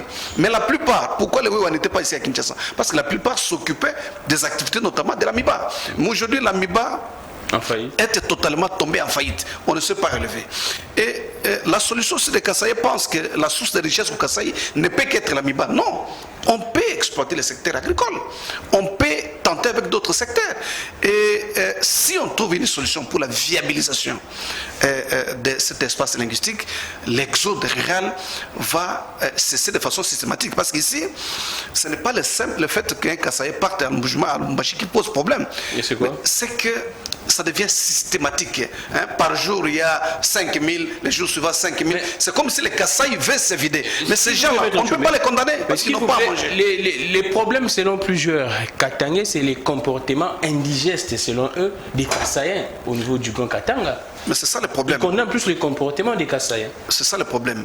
Vous savez, nous devons nous accepter comme nous sommes. Ah, d'accord. Si vous allez à l'Équateur, vous allez trouver les Pygmées. Comment les Pygmées s'habillent? Les Pygmées sont pratiquement nus. Mais c'est depuis des siècles qu'ils vivent comme ça. Nous les tolérons parce que c'est leur mode de vie. Moi, je ne peux pas condamner le mode de vie de quelqu'un, mais qui n'hérite pas à la sensibilité. Ça veut dire quoi? On ne peut pas indexer quelqu'un parce qu'il mange ce que vous ne mangez pas. Ah, moi, par exemple, chez moi au Sankoro, on ne mange pas le fumbois. C'est pour autant que je vais condamner un voisin parce qu'il mange le fumbois. Non. Si les Kassaïens n'arrivent à Lubumbashi et ils commettent des crimes, ils doivent respecter leur culture. Non. Mais ils sont d'une autre culture. Vous ne demandez pas à quelqu'un de sa culture d'abandonner sa culture. Excusez-moi de vous donner un exemple un peu plus clair. Quelqu'un quitte la Syrie, il est musulman, il arrive en France, vous dites non, il faut abandonner l'église musulmane, il faut maintenant être catholique. Ça n'a pas de sens. Parce que la religion fait partie de la culture. L'alimentation fait partie de la culture. Voyez-vous, les escargots, en Équateur, on mange les escargots. Chez nous, on ne peut même pas en toucher. On a peur. C'est pour autant que vous allez répugner un ami, une épouse, parce qu'il mange ce que vous ne mangez pas. Je crois que c'est un faux débat, mais que malheureusement, les politiciens à mal de positionnement veulent tirer les ficelles pour en faire un problème d'État. C'est là où je condamne, au lieu d'aller faire la conférence. Parce que vous savez que les déplacements d'un président public, soit-il illégitime, coûtent énormément de l'argent aux caisses de l'État. Au lieu de dépenser cet argent, d'organiser une conférence où on fait appeler les gens, mais cet argent qui peut être chiffré à des millions, ça peut aider à construire des infrastructures. Ça peut aider à Mbujimayi, oui. Parce que la simple interconnexion de provinces peut résoudre les problèmes. Parce qu'ici, les Katanga est sérieusement envahis de façon systématique par les Kassaïens. Mais ce n'est pas ça le problème. Parce que les modes de vie dans toutes les provinces, nous ne vivons pas de la même manière. Les Kassaïens ne mangent pas ce que les Congolais mangent, et ainsi de suite. Respectons la culture de chacun. Je ne peux pas exiger un compatriote d'une autre province de s'enculturer parce que je n'aime pas sa culture. Ça, c'est illogique. Avant de prendre Maître Tchoum, est-ce les Katangais, moi je pense que selon en tout cas mes observations, il pourrait y avoir un problème que les gens ne disent pas tout haut. Je ne sais pas qu'est-ce qui se passe là-bas, mais apparemment il y a une sorte de conflit compté. Qu'est-ce qui se passe exactement? On doit crever l'abcès. Hein? Non, moi j'étais au Katanga l'année passée. Je vous dis honnêtement qu'un problème particulier n'existe pas. Parce que depuis des années, vous n'oubliez pas qu'il y a beaucoup de Kinois, il y a beaucoup de Kassaïs qui ont étudié à Lumbashi, à l'université de Lumbashi. Il n'y a jamais eu un problème. Mais il y a un problème réel. Les Kassaïs arrivent en masse, en quantité industrielle à Lubumbashi. C'est pourquoi je dis, la cause de cette situation, c'est la famine, le manque d'infrastructures et l'absence de l'espoir au Kasaï. C'est pourquoi je dis, au lieu d'aller faire des conférences à Lubumbashi, qu'on organise avec les moyens de l'État pour aller rendre viable la vie en Mbujimayi. Je vous dis que vous arrivez à Mbujimayi, vous donnez à quelqu'un 500 francs, il risque de s'agenouiller devant vous. La vie n'est pas là. Parce que depuis des années, la vie de toute cette province était sous la main de l'AMIBA. Et l'AMIBA n'existe plus, il n'y a pas d'alternative. C'est le temps pour l'État de créer des alternatives. La conférence ne va pas empêcher les Kassaïens d'aller vivre à Lubumbashi. Mais nous voulons donner la vie, parce que les gens qui quittent Kassaï vers Lubumbashi, c'est pour chercher la vie. Et parce qu'il y a des minéraux et consorts, chacun veut s'épanouir. Alors, s'il y a des conditions de viabilisation au Kassaï, notamment à Mbujimayi, je crois que les gens ne vont pas faire cet exode rural en quantité élevée, mais les déplacements interprovinciaux vont continuer comme ça a toujours été fait. Chaque jour, il ne se posait pas un problème.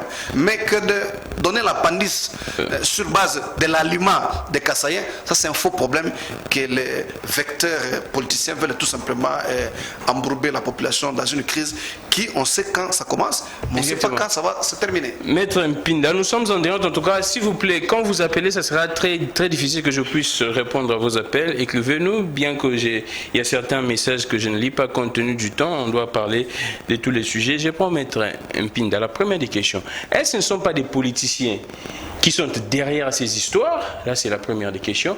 Est-ce que les Katangais seront réceptifs du message du président de la République? Les questions que je vous pose. Voilà. D'abord, je voudrais que les choses soient claires là-dessus. Allons-y. C'est-à-dire que en fait, ici, on parle de Balobakat, hein, les Balobakat et les Balouba. Et les Louloua, Bazali, Banaya, Papa Moko. Ce qui voudrait dire que je ne vois pas un problème qui ne peut pas être résolu par un dialogue. C'est-à-dire qu'on se retrouve, peu importe ce qu'il y a, on peut échanger et éventuellement trouver des solutions à ces problèmes-là. Mais ce qui se pose ici n'est pas un problème, comment dire, communautaire proprement dit. C'est quoi? Il a été évoqué tout à l'heure ici. Ce n'est pas maintenant que les Katangais quittent, plutôt les Kassaïens quittent, comment dire, le Kassaï pour rejoindre le Katanga. Pas du tout. C'est une affaire qui date de belle lurette. Ok? C'est-à-dire que quand on crée des opportunités d'emploi, des opportunités de services, ainsi de suite, tout ça, cet exode, on la connaîtra toujours. Ok? Mais il se pose un problème ici. Lesquels? La question est celle de savoir, telle que vous l'avez présentée, n'est-ce pas là une manipulation de la population, plutôt du politique sur la population? Mais moi je suis de cet avis-là. Ce sont des politiciens. C'est nous les politiciens. Mon co-débatteur a renchéri pour dire que nous, politiciens, ou certains politiciens, vous avez dit déjà comment? En mal de positionnement. Ok? Puisque je ne sais pas comprendre. Avant que Madame Mounongo ne tienne son discours, ok? Mais tout allait bien. Même si on ne pouvait pas supporter parce que l'un mange telle chose et que moi je ne mange pas, moi les missili je ne mange pas. Mais c'est pourtant que je vais accepter. À une époque, j'ai loué chez un monsieur de Bandundu. Chez eux, ils mangent les missili. Il m'avait même, par son épouse, invité à aller manger les missili.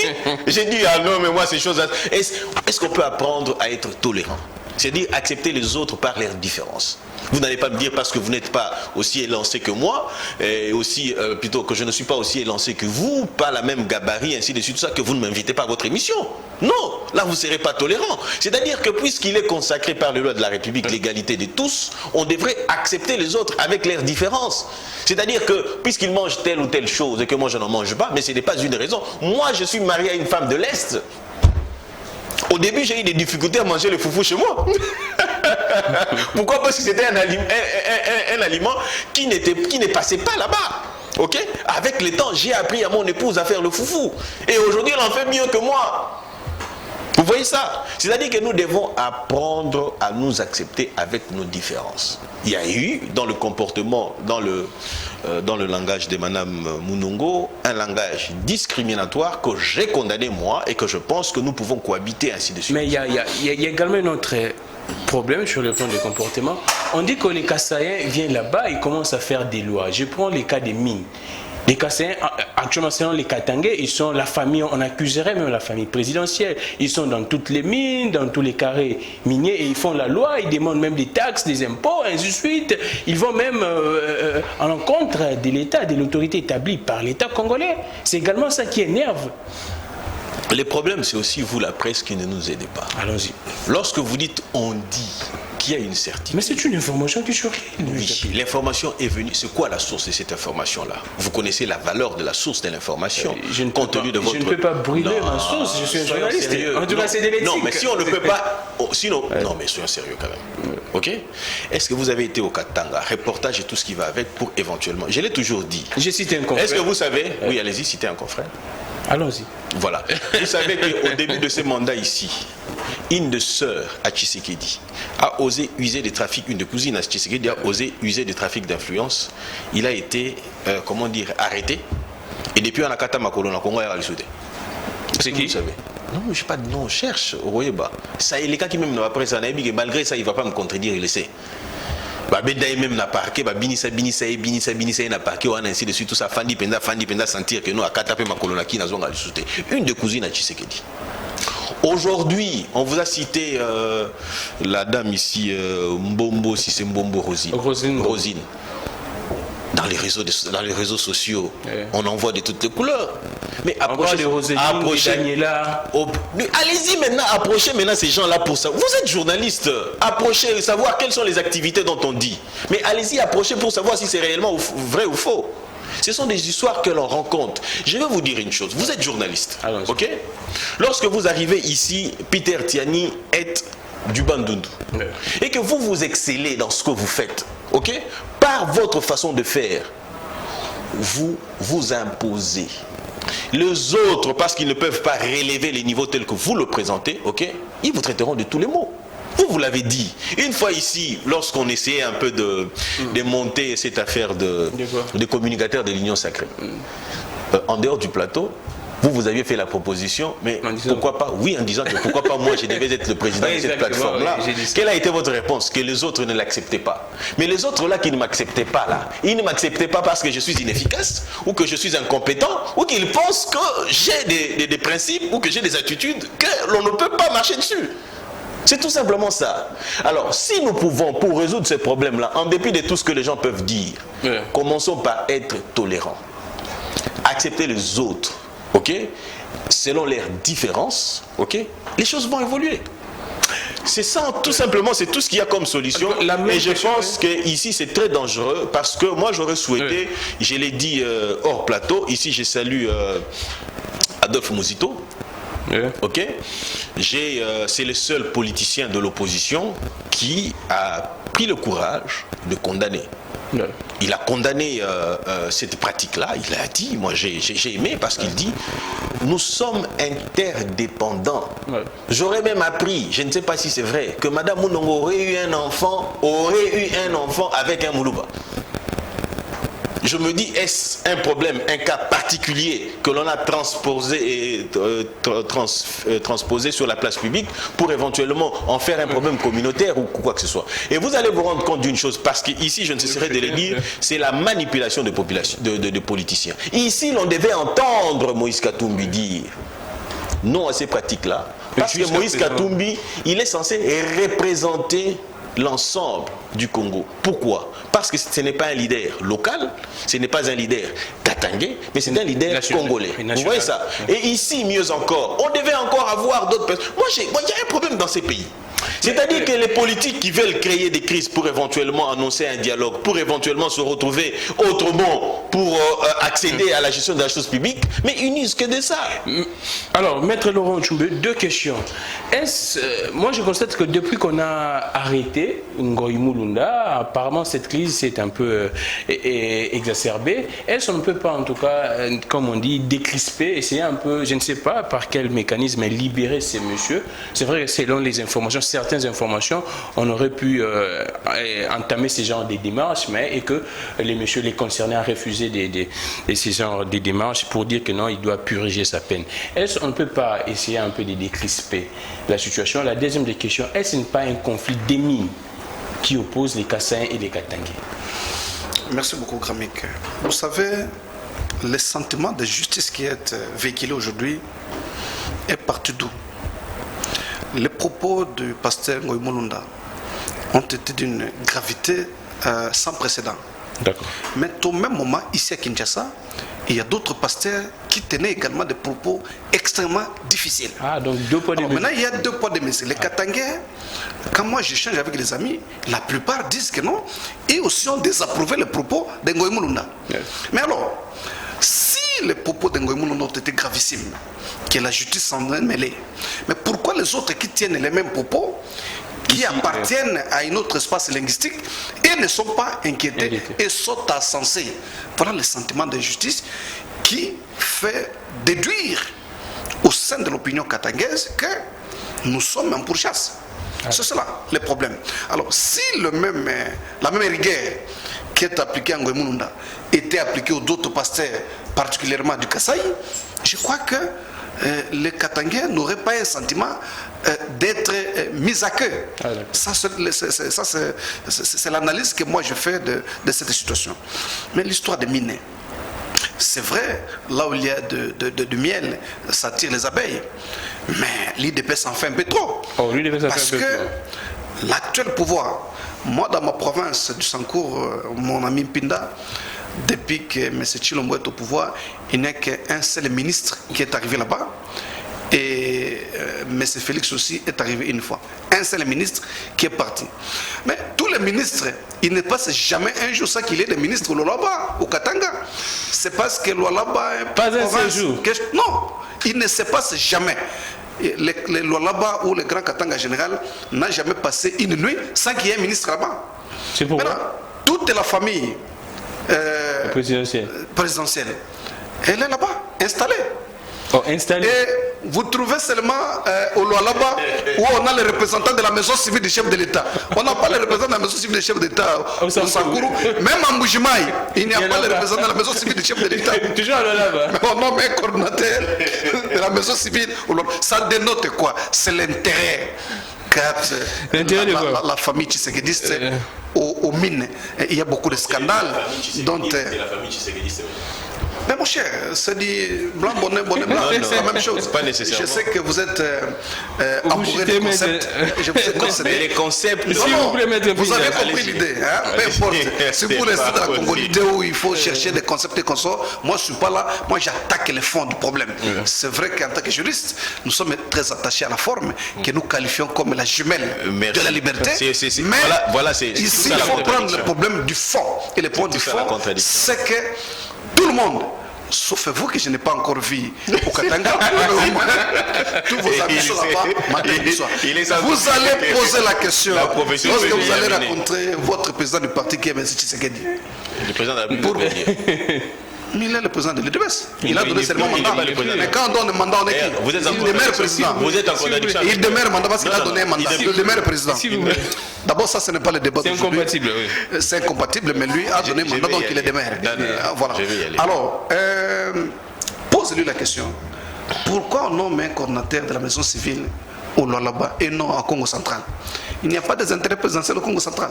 Donc il n'y a pas de famille présidentielle parce que la maison civile est censée gérer les intérêts privés du président de la République. Donc les intérêts privés du président de la République ne sont qu'au Lualaba, au Katanga, et Merci non au beaucoup, Congo Maître central, Choumbé. et non au Sankourou, et non même au Kassai chez lui-même. Merci beaucoup, Maître Donc Choumbé. c'est ça le problème. Et il y a un problème d'intérêt sérieux de minerais. Merci beaucoup. Mais laissez-moi d'abord vous chuter. chuter pour dire ceci. Parce que vous aviez posé la question de savoir que les Kassaïens, quand ils partent au Katanga, il faut la loi. C'est où la justice doit nous aider.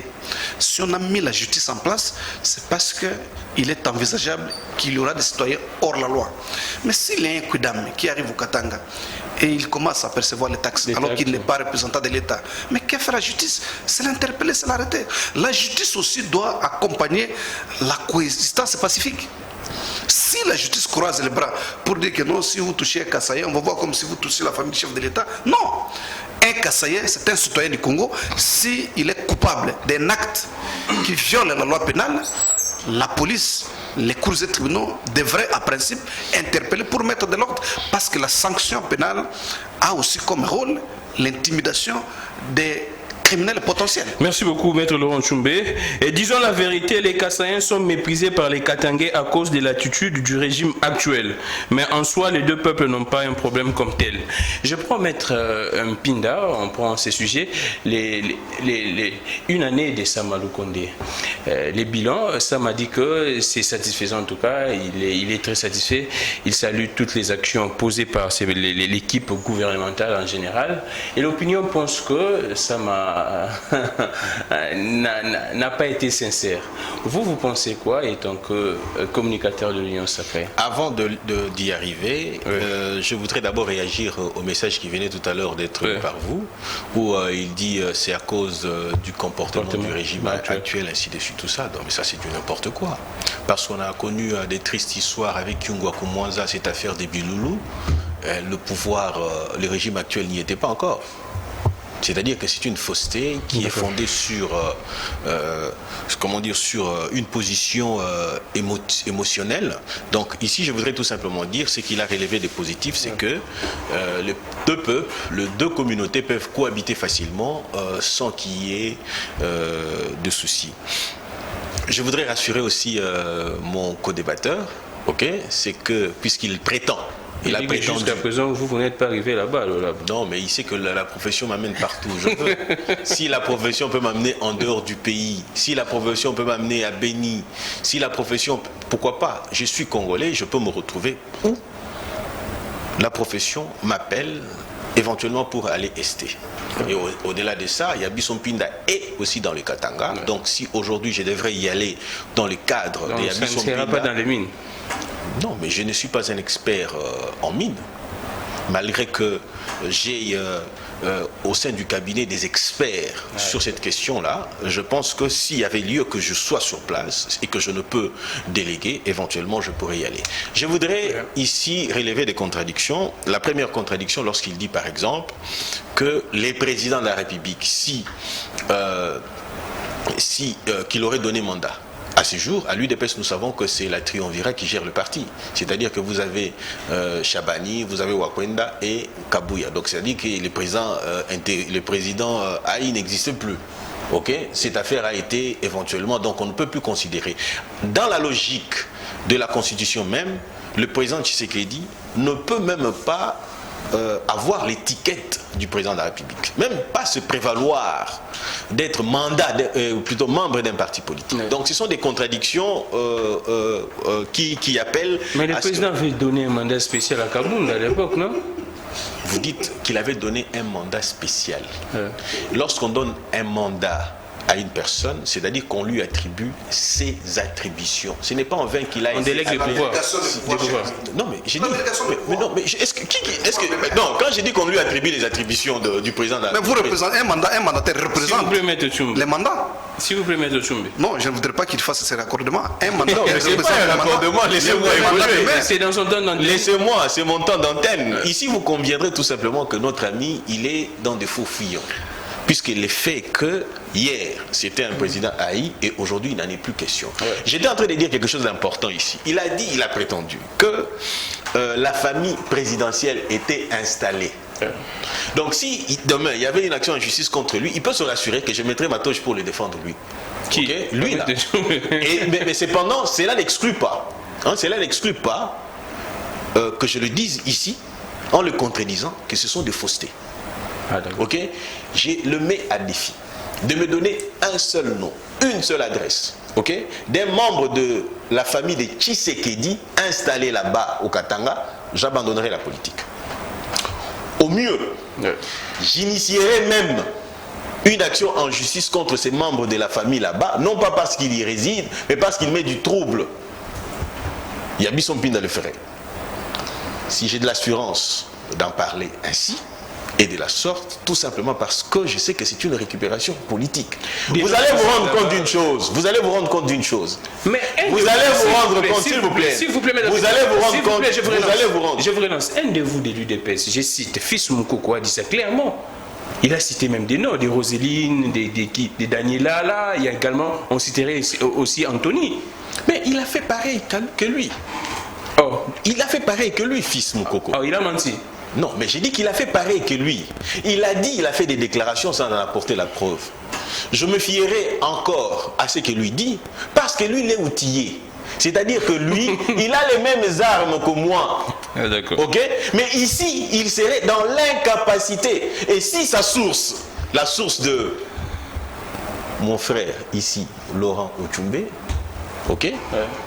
Était Fils Moukoko, j'en serais déçu. J'en serais déçu. Une année de ça, mon fils. J'en serais. Non, mais je vais y aller. Une année de ça, non, mais il faut qu'on y aille. J'en serais extrêmement déçu. Mais ici, je me réserve parce que je sais qu'il est politique comme moi et je sais comment est-ce que nous avons pour habitude de nous tirailler, comment dire, sur des plateaux, ainsi de suite, tout ça, ok?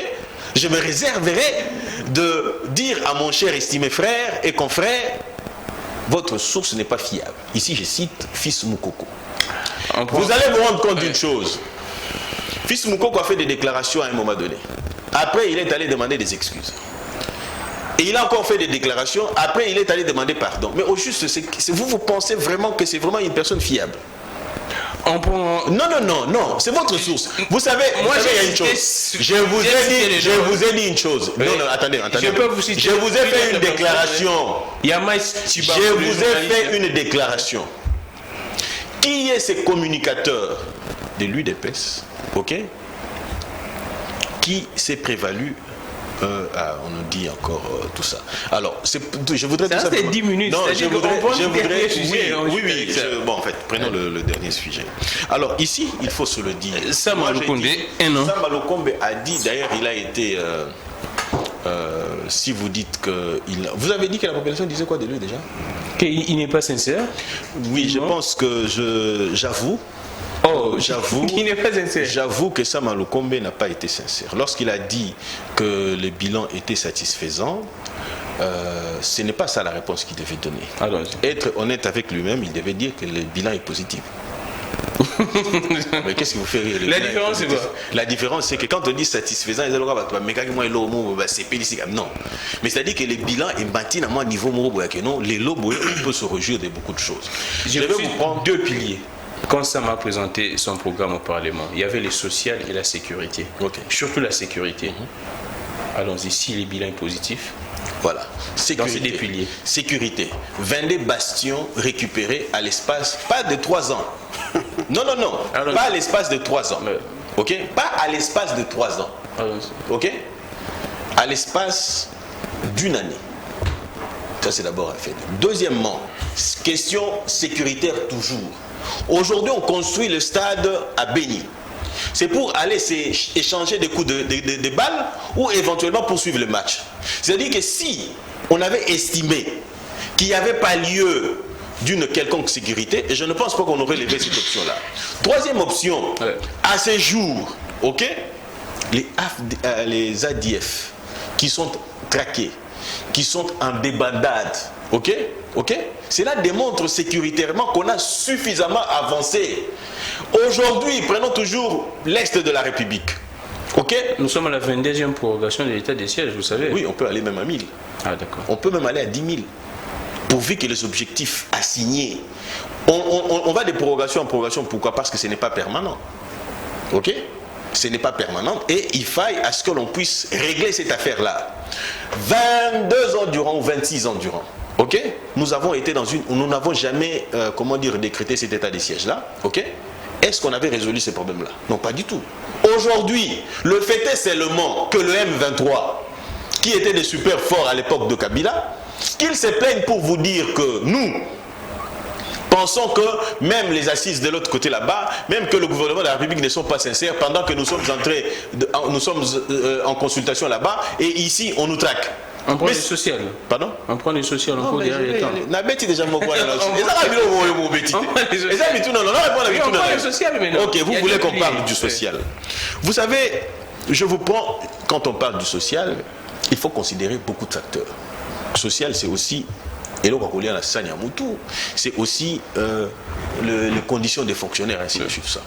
Aujourd'hui, le mois d'avril arrive déjà à sa fin. Oui. Vous avez 30% de salaire, il y a fonctionnaires à l'État. Et ici, on prend policiers. Les salaires des bases. Les salaires des bases. Et ça, 30% de... Oui, 30% du salaire des bases. Ça ne veut rien dire. Les salaires des bases, c'est à combien? Les salaires des bases, c'est à combien? Tu peux ça information, c'est à combien? Les salaires des bases, c'est à combien? Allons-y. Non, c'est ça. Non, c'est vous qui êtes chercheur. Vous devriez me dire. Est-ce que la population, vous devriez vous deviez me dire ceci. Maître, salaire de base des aboués. Mettons, ça la boézo cocaté. Vous ne le dites pas. C'est vous les journalistes. C'est vous qui êtes à la quête de l'information pour revenir nous la confronter. Nous confronter avec. Ce n'est pas à moi de faire votre travail. Moi, mon travail à moi consiste à faire quoi? C'est-à-dire de vous donner les informations qui sont à ma possession. Entre autres, j'ai dit, nous partons de 30% et le mois de juillet, ça sera 45%. Je ne dis pas... Mais jusqu'à présent, les gouvernements n'ont pas communiqué là-dessus. Ah bon? On s'est limité à 30%. Oh là là! Tout la taille est sur le bout. Dites à la population. Vous dites que d'ici le mois de juin, il y aura augmentation des 30 à 45%. Déjà, nous partons de ce mois ici. Nous avons le mois d'avril ici. Nous avons 30%. Au mois de juillet, on aura 45%. D'accord. Non, d'accord. Non, d'accord. Ce que vous devriez faire, c'est quoi? C'est aller à la source. Mais le ministère du budget, c'est pas loin d'ici. Ou la fonction publique, c'est pas loin d'ici. Ça vous aurait coûté quoi d'aller éventuellement chercher? Jusqu'à présent, en tout cas, les informations officielles restent au niveau des 30% maintenant. Vous n'avez pas cette information-là. Allez chercher l'information. Ça, c'est d'abord un fait. Parce que, pourquoi nous en sommes arrivés à ça? Nous vous disons qu'il y a une crise. Et cette crise a des conséquences sur le panier de ménagères il y a congolais. Ok? Maintenant, comment y remédier? Il faut améliorer. En fait, le problème, c'est que, ok? Aujourd'hui, par exemple, lorsque nous parlons du social, nous pouvons vous dire, par exemple, les enseignants. Ils ont vu les nouvelles unités qui hier connaissaient des problèmes. Aujourd'hui, on est en train de les mécaniser. Et nous évoluons. Ce sont des évolutions qui sont mises au niveau du social, par exemple. Ok? Il y a encore. J'ai dit qu'il y a beaucoup de choses qui sont faites. Merci et il va éventuellement les mettre sur la place publique et aussi là où il y a des faiblesses pour améliorer. Maître Tchumbe, un an de Sama Lukonde, Sam a dit que son bilan est satisfaisant. Depuis, on prend les social et la sécurité. Pendant ce temps, le président de la République a tenu un discours sur l'état de la nation. En décembre, il a dit que le social des Congolais n'était pas reluisant et que les Congolais n'arrivaient pas à nouer les deux bouts du monde. Est-ce que ça m'a été en contradiction avec le président ou non? Samalou Konde a encaissé un bilan extrêmement négatif. Un bilan extrêmement négatif. Et qui s'accommode à celui de Félix Tshisekedi lui-même. Parce que sa première année est caractérisée par des détournements et l'inaction palpable. C'est pendant son règne qu'on nous a présenté le programme Tchilégelou, dont tous les fonds ont été détournés. Il n'y a pas eu construction même de 20 mètres d'asphalte. Pourtant, les fonds publics ont été sortis. Je vous rappelle, lorsque M. Tshisekedi était allé à Mujimai, quand il a vu que tous les fonds étaient détournés, il a promis, comme dans ses habitudes, qu'en arrivant à Kinshasa, il y va immédiatement faire ouvrir des enquêtes pour qu'on arrête ceux qui ont détourné les fonds de Tchilégelou. Depuis qu'il est rentré à Kinshasa, il n'y a aucune action qui a été faite dans ce sens. Donc tous ces millions ont été volatilisés. Et le volet sécuritaire tel que vous venez d'évoquer. J'étais avant-hier avec un honorable député qui est élu de Nord Kivu, de Goma. Il m'a dit que le nombre de morts continue chaque jour en puissance par rapport à la période d'avant l'état de siège. C'est qui cassait quoi? Cassé quoi? Jean-Baptiste. Jean-Baptiste me dit que si avant l'état de siège, la moyenne était de 4 personnes par jour, aujourd'hui c'est multiplié par 2. On parle de 22 malgré l'état de... Exactement. Récupérés. Il n'y a pas de bastions récupérés. Il faut éviter des propagandes inutiles. Quand vous citez les noms des villages qui sont récupérés, les noms des entités. Bastion c'est quoi? C'est un mot vague. Quand vous dites que le village tel a été récupéré, Kassangolo a été récupéré, Matadi a été récupéré, bastions sont des mots vagues. On va vous présenter quelques bicoques, on dit non, bastion. Bastion, ça veut dire quoi? Vous êtes dans une forêt, vous récupérez les champs de manioc, vous dites vous avez récupéré un territoire. Non. D'ailleurs, c'est parce qu'il y a essoufflement que les négociations sont ouvertes à Nairobi. Donc, sur le plan social, vous voyez avec les fameux gratuités de l'enseignement. Aujourd'hui, notre nivellement de l'enseignement est tiré suffisamment vers le bas. Il n'y a plus de qualité. On a préféré la quantité, mais il n'y a plus de qualité. Aujourd'hui, les parents supportent, et même les enfants. Nous qui scolarisons les enfants, on s'est rendu compte aujourd'hui que le programme de gratuité de l'enseignement, c'est de la duperie pure et simple. Donc, je ne vois aucun secteur où le gouvernement actuel peut présenter un avancement, même de 20%.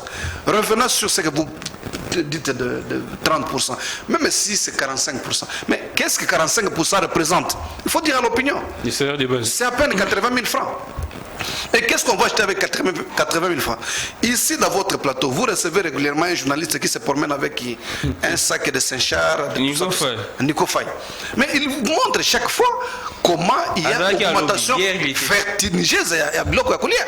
C'est-à-dire que ce qu'on achetait à 100 francs devient à 400, ça on achetait à 400, ça devient à 1000. Même si vous augmentez 30% des salaires des agents, ça représente combien? Il faut parler en termes de montant et non en termes de pourcentage. Parce qu'on va vous dire 30%, mais le 30% c'est 80 000 francs. Qu'est-ce que vous allez acheter avec 80 000 francs? C'est un sac de 25 kilos de riz. Et pour manger, combien de périodes? Vous allez payer les loyers avec quoi? Vous allez scolariser vos enfants avec quoi? Donc, même si c'était 100%, le salaire de base est misérable aujourd'hui. Même si on faisait l'augmentation de 100%, moi je suis chef de travaux. Je sais combien je touche. C'est totalement dérisoire. Donc c'est pour vous dire que le gouvernement actuel, s'il y avait encore déjà digne, nous aurions tout simplement observé que Samalou Konde a déposé sa démission face à son incapacité d'un simple sursaut d'orgueil pour la gouvernance de tout un gouvernement. Donc je ne vois pas un secteur où Samalou Konde a avancé même de plus de 10% en termes de croissance ou en termes de réalisation. Parce qu'ici, on évalue le Premier ministre par rapport au programme qu'il a présenté à l'Assemblée nationale. Quel est un seul point que Samalou Konde, qui a priorisé la lutte contre la corruption, mais c'est dans son règne qu'on a libéré tous les détenus à Makala par des grâces présidentielles. Est-ce qu'il y a lutte encore contre la corruption? Non, parce qu'on a libéré tous ceux qui ont été condamnés pour avoir détourné les fonds publics. La guerre, je vous ai dit, un échec patent. combattant et puissant. Aujourd'hui, on va dans des négociations avec les rebelles. Sur le plan de l'enseignement, je viens de vous démontrer que c'est totalement malheureux de constater qu'il n'y a aucun avancement. Les fameux 30% qui sont d'ailleurs des promesses ne vont rien résoudre comme problème parce que les biens de première nécessité, le panier de la ménagère, l'augmentation est de plus de 100%. Mais si on augmente 30%, ça ne signifie rien dans la vie quotidienne d'un enseignant ou d'un fonctionnaire. Merci beaucoup, M. 30 secondes en tout cas. 30 secondes, on finit. Contradiction avec lui-même. À l'Est, nous ne disons pas qu'en Europe, ils vont pour les consultations. Vous avez évolué, c'est-à-dire que vous avez quitté les consultations, vous revenez encore dans cette affaire de négociation. On ne négocie rien. Vous négociez avec les rebelles, je vous confirme. Non. Je vous confirme qu'il y a des négociations. Ne perdez pas votre temps là-dessus. Vous allez je vais vous aider. Je vais vous aider. Je vais vous donner deux bastions. Lorsque vous lui dites que nous sommes arrivés à la fin, c'est comme si vous lui disiez allez-y, dérangez l'émission. Je ne dérange pas l'émission. Non, mais allez-y. Voilà. On ne consulte pas un ennemi. Voilà ce qu'il y a. On négocie avec un ennemi. Voilà ce qu'il y a. Voilà ce qu'il y a. Ok. Vous savez, lorsqu'on dit les bastions sont récupérés, on n'a pas dit que les rebelles occupaient tout un territoire. Ah, d'accord. Par exemple, le territoire de Béni. Il y a des bastions qui sont occupés qui étaient occupés par les ADF Nalou. Ici, par exemple, lorsque vous êtes à Rwenzori, on sait qu'il y a les bastions veut dire quoi? C'est-à-dire qu'un coin qui est occupé par les hommes en armes. Merci beaucoup. Okay. Mieux encore, lorsqu'on dit qu'ils ont occupé une partie ou un coin du parc Virunga.